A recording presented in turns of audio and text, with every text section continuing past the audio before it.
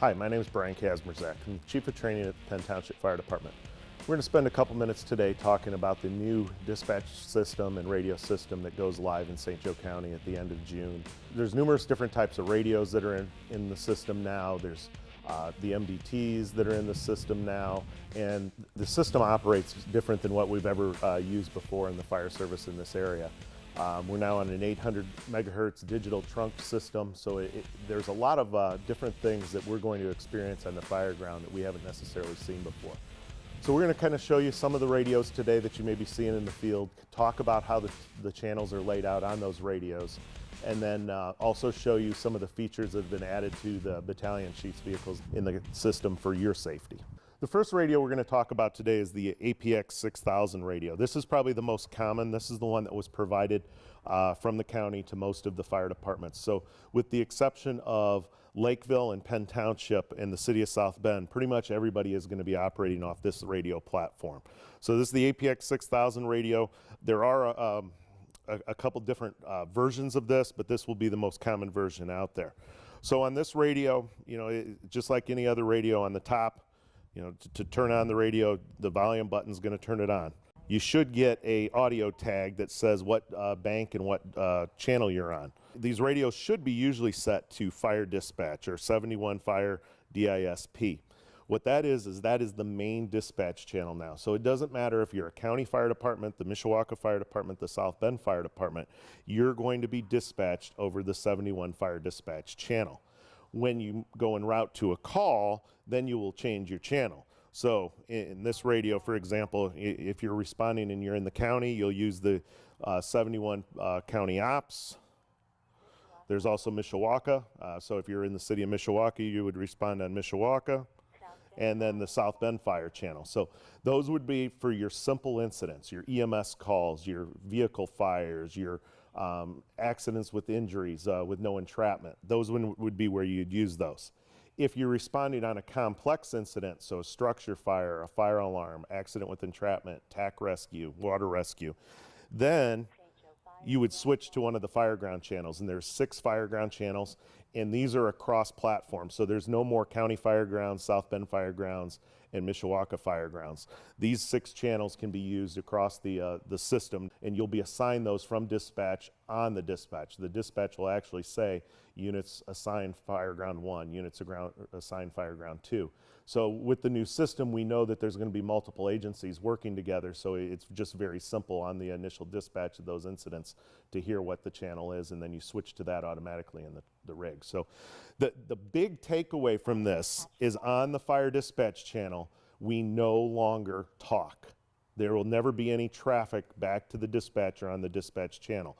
That channel will only be used for alerting. So you'll get the call on that channel and then immediately switch. So if this was a medical call, then I would switch to the county fire channel and talk on there. If this is a fire run, and then I would switch to the fireground channel and I would talk on there. So that's the big change, and it does not matter what department it is in the county, everybody is going to operate the same way.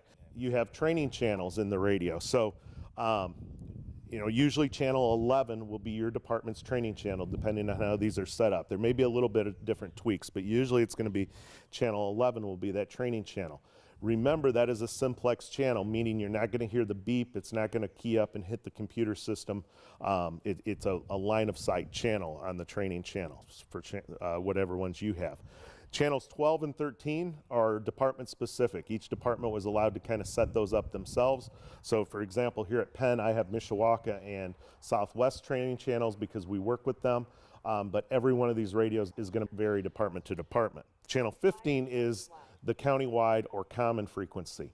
This channel in your radios is very important because this was like the interoperability channel that will let you talk to any agency in the county, whether it be police, fire, EMS. Everybody has the countywide channel. So if you're working a major incident on the bypass and you need to talk to the county police or you need to talk to the city police, you can use the countywide channel. This channel is supposed to be channel 15 in every radio countywide. So it really allows for that interoperability at like an active shooter event or major accident. The last channel that's very important to talk about in this system is channel 16, and channel 16 is the talk around channel. We know in some larger buildings, Penn High School, AM General for example, we have trouble getting out on the 800 system. Even though the 800 system works very, very well, there may be buildings, because it's a digital computerized system, you're unable to hit the towers off of. In this case, channel 16, if you flip to that, the battalion chief's vehicle should be monitoring this as it is, so if you have any traffic and you can't get out on the normal channel, go ahead and flip to the Fireground talk channel, and this will allow you to go direct with the incident commander. Keep in mind, the dispatcher will not hear you on this channel, but the incident commander can still hear you. Also on the top of the radio, just a couple buttons to be aware of. Obviously the orange button is the emergency button. That is a long pause, so you really have to hold that before it's going to do anything. There's going to be no more of the inadvertent bumps of the emergency button. However, you know, the one thing to remember is that is a long pause now, so if you do need it, you need to hold it down and wait for about a second or a second and a half. That button does no longer revert you back to the dispatch channel. It only alerts on the channel it's on. The ABC selector switch on the top, A is just going to be your single channel mode, B is scan program, and C is scan. And then the slide switch up here, this allows you to lock out the rest of the buttons on your radio. So when it's the circle with the O, the buttons on the side of the radio are locked. When it's just the O, you can only use the buttons on the side of the radio. The top button on the radio, all this really is set up for is a light. It turns on the light on the display. The big button is obviously your transmit button, and then the side buttons allow you to toggle through your zones. So there's numerous zones in your radio. Some radios have up to 27 zones. For you, everything that you're going to use probably is going to be found in the first couple zones.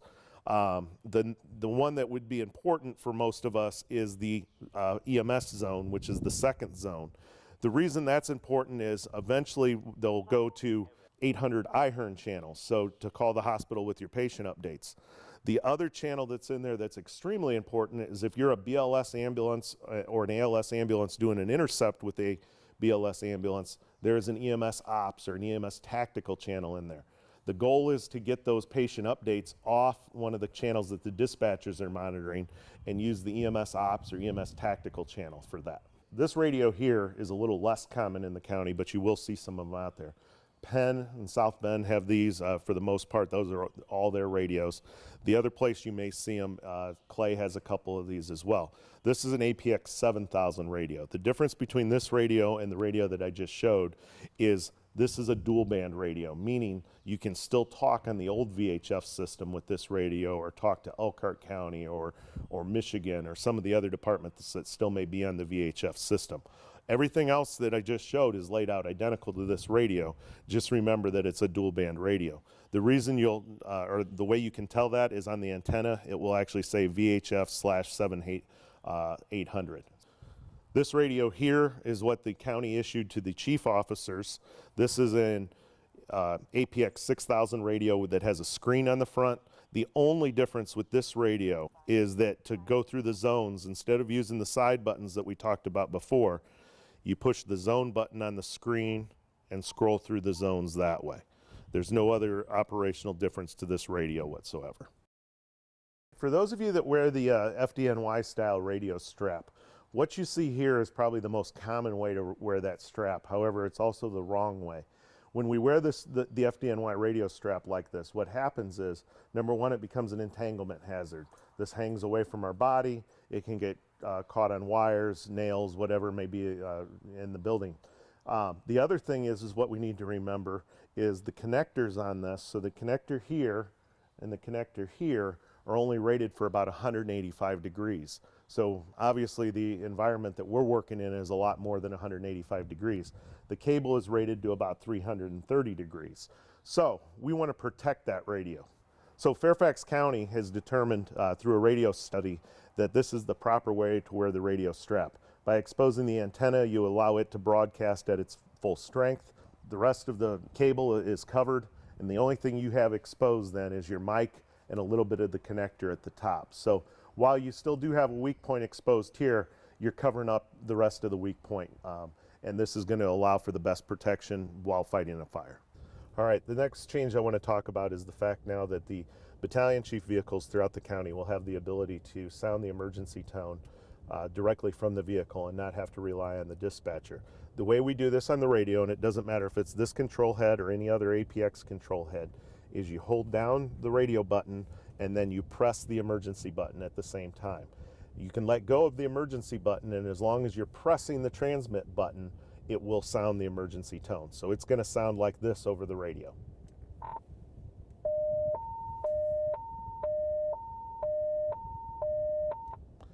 And when you let go of your transmit button, the emergency button stops. The big key to this is make sure you key the radio mic first and then hit the emergency button, because otherwise you're going to key the emergency button through dispatch and you're not going to get the tone. As of August 8th, we'll be going to the Locution Station Alerting System. The Locution Station Alerting System is a voice dispatch system that it is actually a computerized voice system that will be in the fire stations and over the radio. So you'll no longer have a dispatcher per se in the radio dispatching that incident. You'll hear a computerized voice, and we'll play a couple samples of that at the end of this video so you guys can hear what that's going to sound like, as well as what the two tones sound like. In your firehouses, really there's only going to be two main components. There may be other departments that get like timers for turnout and maybe some reader boards, those type of things. But every firehouse that has the locution alerting system, which will be the career stations, are going to have this switch that says day, night, and reset. So the day mode, that takes you to that you'll be listening to everybody in the county being dispatched. So you'll hear every dispatch countywide, so 40,000 dispatches a year. Night mode is however your department has it set up. For us at Penn, both stations will be alerted when we're on night mode, so the battalion chief can hear what the other station's doing. Some departments, you may only hear your station being alerted when on night mode. And then when you are on night mode and you want to reset it to go back to the quiet mode, there is an automatic reset timer, but if you want to reset it and shut the lights off and the speakers in the station before that, there is also a reset button as well. Okay, as far as locution goes, in every firehouse that has the locution system, you'll see one of these black boxes. This one here happens to be mounted in the computer closet. However, they may be out in the open. There is absolutely nothing in this box for the normal firefighter to touch. There's no settings in here that you can adjust the volume with the station system, nothing like that. So please, please, please stay out of this box.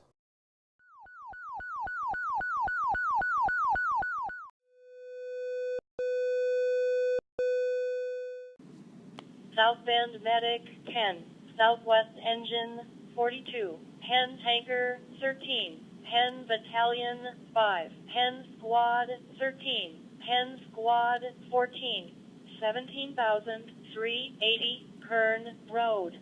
Structure fire, 17,380 Kern Road.